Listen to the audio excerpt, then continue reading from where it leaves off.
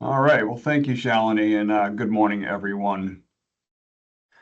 Um, it's interesting listening to Shalini and Sheldon speak. It really makes me think about dealing with my kids. I have kids that are members of Gen Z and Gen Alpha, and the biggest issue I have with them, whenever I say to them, they say, "Hey, Dad, I want to make plans. I want to do this."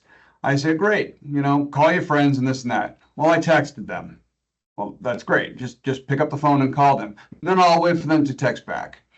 When it comes down to it, and we talk about cybersecurity and we talk about a variety of the things that are going on, a lot of it comes down to what they were talking about, which is verification. They both mentioned verification, they both mentioned multi-factor authentication.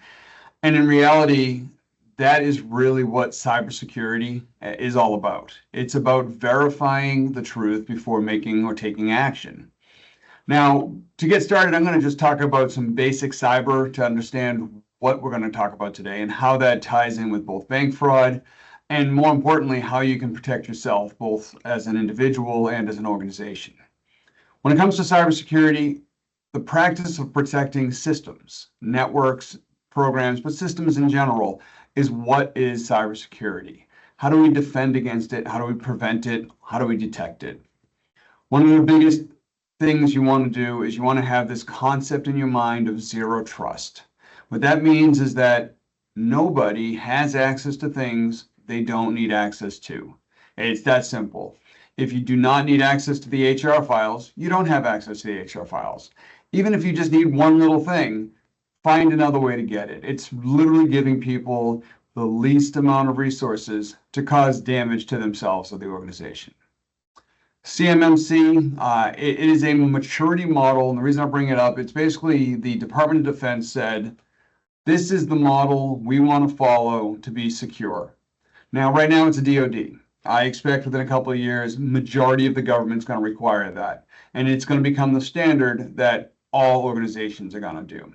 The problem we have, and the problem you hear about, as they were talking about earlier, is that small businesses, and almost half of them still do not spend any money to protect their organization. It's the concept of, oh, they're going after the big companies, they're going after this. That's not the case, as we'll get through it. Data compliance, those are where you're required to do things, and then a breach, of course, is what happens afterwards. So what is a breach and how do they occur? As you can see from the picture in front of you, there are different types of breaching. Most people think of hackers, they think of some kid, some guy, some girl wearing a hoodie in a dark room, typing away, trying to get stuff. That is not how most of it occurs. Some of it still occurs that way, but most of it occurs, and it starts with, as Shalini discussed, an email, otherwise known as phishing. What that is an email that looks real, but isn't. Now, we talk about what can you do to protect yourself? And a lot of this is common sense. About 6-7 years ago, we had an organization who called us up because all they had was Microsoft email, but they were irate. The reason they were irate is they were a 5-person organization here in Alexandria. 4 people that worked in the office, 1 person worked somewhere in the Midwest, and that person was the CFO. The CFO received an email from the CEO saying, hey, set up this new vendor. We got to wire them money. Please wire the initial payment of $45,000. The problem was that that was a fake email. Now, this is years ago, before it even became commonplace. Now, what could they have done? 5-person organization. 1, they could have not been like my kids, and they could have picked up the phone and said, hey, is this real? Do you really want me to set this up? Didn't do that. 2, they could have looked at the email and realized it actually came from a fake Gmail address, and they just used that person's name of the CEO to send out that email. Didn't look at that. Just processed it and sent it. Well, let's fast forward. 5 months ago, a client of ours someone gave access to their email. We're not really positive how, whether it was credentials stolen, whether it was session hijacking, but they got access, they kept quiet for a while. Then they sent out emails to an organization saying, hey, we've changed our ACH. And then this client sent about $100,000. to the fake email address, a fake ACH. Again, how could you have verified that? Easily pick up the phone, big payment, we're going to send this. But more importantly is, who is responsible? The person who sent the money, the person who sent the fake email. All of these things are things that could have been prevented. In that particular case, it was the person who sent the email who took responsibility and the cyber insurance company who paid it out. But we can get into cyber insurance in a little bit. So what are some of these things you got to worry about? Well, one is the email phishing. 2, compromised or stolen credentials. If you're utilizing the same password for every single account, that's a problem. You want to have unique passwords.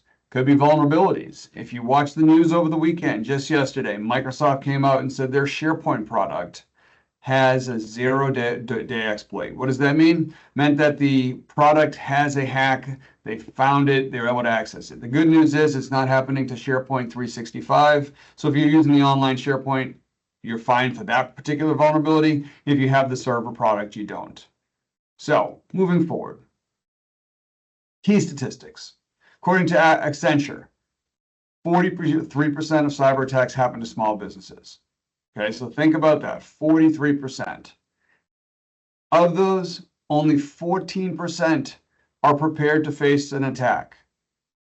So if you do those numbers there, almost 2/3 of that 43% are not prepared and will lose money, will lose productivity, will lose a variety of things. What does it cost to resolve an incident? SMBs spend between $826, and I have no idea where that number came from. These are from reports, and $653,000. I know a lot of small businesses, if they got a $653,000 bill for a cyber incident, they'd be out of business. Is your business ready? Things you need to consider. And then the fact that they're increasing, and the reason they're increasing is cyber warfare, cyber theft is a massive, massive business, and it's run by cybercrime organizations. These are not individuals. These are large, complex environments stealing your money. A lot of data here. We'll provide the slides, but the one point I want to point out here is this first part, which is 82% of all breaches start with human intervention. That means somebody made a mistake. They gave out their information, and we do something called penetration testing, where we'll call companies and say, hey, I need your IT password. Or not even your IT password. We'll be calling up and we'll call the IT department and say to them, hey, this is so-and-so, we're doing a test, need to verify your password, and they provide it to you. Once you have that password, you are in trouble because it gives you access to other information. So we'll talk about what you can do about that. But again, the biggest piece is human breaches, human intervention. If they're all starting there, that is where you need to start when it comes to protecting yourself, and that's training. We'll get to that in a minute. Phishing. Again, people are busy. People are not paying close attention. So what ends up happening is hackers send emails that look like legitimate emails based on data they've gathered on you for years. So what does that mean? I am sure most people on this call have a LinkedIn profile. I'm sure most people on this call want people to realize who they are, and they want to expand that social network. So what do? They put where they went to college. They probably put what year they graduated college. They probably put other organizations, associations they have. So let's say, for example, you graduated from the University of Virginia in 2005. So I have that in my database that I've captured, and we're going to use that against you. So we have your email address. We know where you went to school, all of it available on LinkedIn, public information. So now we realize, hey, it's going to be October soon. We're going to do a Parents Weekend, and we're going to invite anyone who is a 20-year alumni to please join us for Parents Weekend. You're going to think it's legitimate. Why else would you get an email about Alumni Weekend or this and that? And so they're going to get you to fill out information. They're going to get you to that website. They're going to send you everything that looks legit, feels legit because it has your information, but isn't. Now, how can you tell? You can look at the email address it came from. You can mouse over the links that they want to click on. They're going to go to other sites that are not the University of Virginia. So what's the lesson learned? Well, one, be very careful what information you put out there. Two, Realize what could be happening and what you need to check for. 3, take preventative actions to make sure that these types of emails aren't actually getting to you. And we'll talk about that in a minute. Last piece when it comes to human stuff is the internal threat. Okay, it doesn't mean that someone you've hired, someone else is there, but we talked about how human aspects. People are creatures of habit. They want things to be easy. So what do? They share their passwords. They share other information. In fact, in the United States, 23% admitted they've shared work passwords with a third party, not even people that they work with. Yeah, just log onto my computer. Go ahead and do this. Okay. According to Verizon research, almost half of last year's breaches stem from stolen credentials. Stolen doesn't mean somebody came in and took it from your data. It means that they got it because you either utilized the same password in 25,000 sites or you gave up that information. So now that I've done enough of that scaring stuff for you, what can you do? Well, as an organization, the first thing you want to do is have a cybersecurity plan. Now, that's great. You can go out there. If you don't have an idea of how to do it, you can look online. You can hire a company like us to help you with that. But the biggest piece is, what do you do once you create that plan? You have to test it. You have to make sure things are being utilized and done the way they are. And cybersecurity doesn't necessarily mean computers. It means people. 2, security awareness training. Every single client of ours must go through security awareness training, sometimes once a year, sometimes twice a year. The way our training works is you watch an online video, you then take a test. Great, you've now passed it, you've done it. If you don't pass the test the first time, you have another opportunity. Next, we send out fake emails once a week.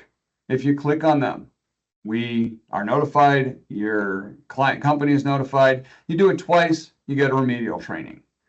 The more you do this, the less likely you're going to cause any issues there. So you have that. Implement zero trust. Make sure people don't have access to things that they don't need access to. It's that simple. Conduct risk assessments. Once you're doing these things, test it. Make sure that people aren't doing the things you're not supposed to. Now, we talked about MFA. Both Shalini and Sheldon both mentioned it. The key thing I want to tell you about MFA is you can utilize it with email or text, and you hear about that, you get, okay, this and that. That is not the best way to handle MFA. And the reason is those are both compromisable. You think about everything you sign up for. Your email password is probably the most important, because what do you do when you forgot your password? You go to the site, you click on forgot password, it sends you an email. Well, great, now you have email going to it. So if somebody accesses your email, they almost have access to all your online accounts. Now, if you're doing MFA in that same way, you log in and it says, well, we're going to send you a code to your email. Well, now the same person who has access to your email now got it through your MFA. Text is a little harder. They need to be able to hack your SIM and get that. Best thing to do is a token-based code. You can get free token stuff, Microsoft Authenticator, Google Authenticator, Authy, Duo. All of those are available. Those are the things you want to take a look at as opposed to an email or text MFA. Password management or passkeys. Won't get into the specifics too much, but basically use a product like LastPass or Password One, or other words, use passkeys, which is a randomly generated code specific to the device. So you're having 2FA built within one passkey. Use tools like EDR, XDR, MDR, online 24/7 monitoring of your system, looking for problems. Anti-spam, anti-phishing. Again, these are all tools you can utilize for your business so that these issues don't occur to begin with. Maintain a patching regimen. As I mentioned earlier, yesterday, Microsoft announced the vulnerability. They immediately said it's 0-day exploit. It's a major issue for people who have SharePoint server. If you do your patch as soon as it comes out, the likelihood of getting hacked is slimmer. Still going to happen, but it's slimmer. And then finally, you want to assume that insider threats exist, both from people who are trying to do stuff, so employees, it's unfortunate, as well as the fact that you have people making mistakes, which is where you run into a problem. So I know I ran through that really quickly.